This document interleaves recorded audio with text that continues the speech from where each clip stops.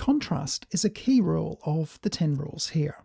Contrast says that there should be a clear difference between headings and body text, between foreground and background elements. Any differences that you make between things should be obvious and obviously intentional, not small enough that they could be potentially seen as a mistake. So you wouldn't put text that's 12 point and 14 point, but as body text and header text. But small differences like that aren't enough. So I've got an example down here. What I should really be doing is making these headings, at the very least, like this, much bigger. This clearly gives a large amount of contrast between the heading and then the body text. I'll be looking at this in a lot more detail coming up, but that's where it should really start. You'll also see throughout these presentations that the headings have a much bigger, bolder font size and weight than the body text does. They are indeed different fonts, Museo and Museo Sans. They're different sizes, 30 and 20, and they're different weights. When you're thinking about contrast then, you do need to consider font and size and colour, and to use everything to make things different from one another.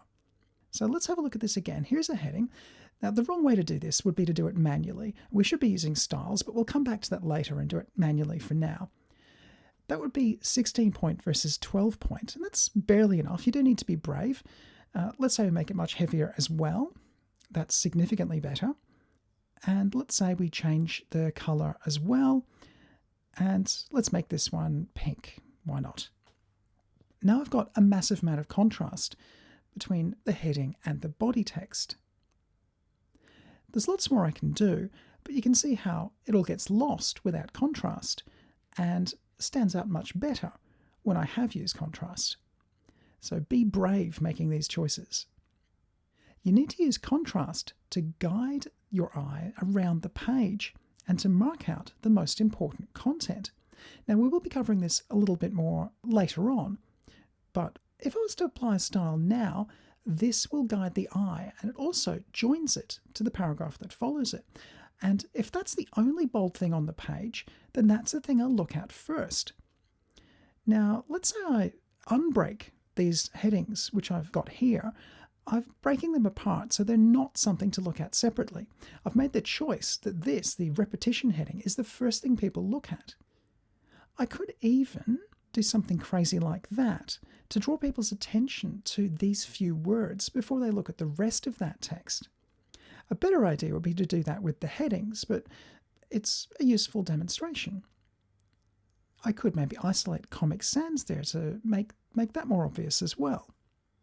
If you're creating content that people don't actively want to read, such as advertising or anything like that, where you have to try to grab attention, if you've left everything on the page as equal weight and importance, then you have failed, because people won't read any of it.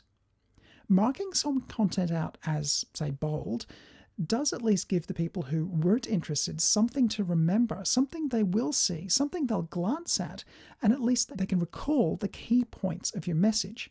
But you can't make everything bold, because if everything is bold, nothing is bold. Bold is about contrast, and if I make all of that bold, then there's no point in any of it being bold at all. It really does need to be used sparingly. Bold is something which brings attention to part of the page. If you use it willy-nilly, then people will stop paying attention. In the next video, we're going to look at repetition.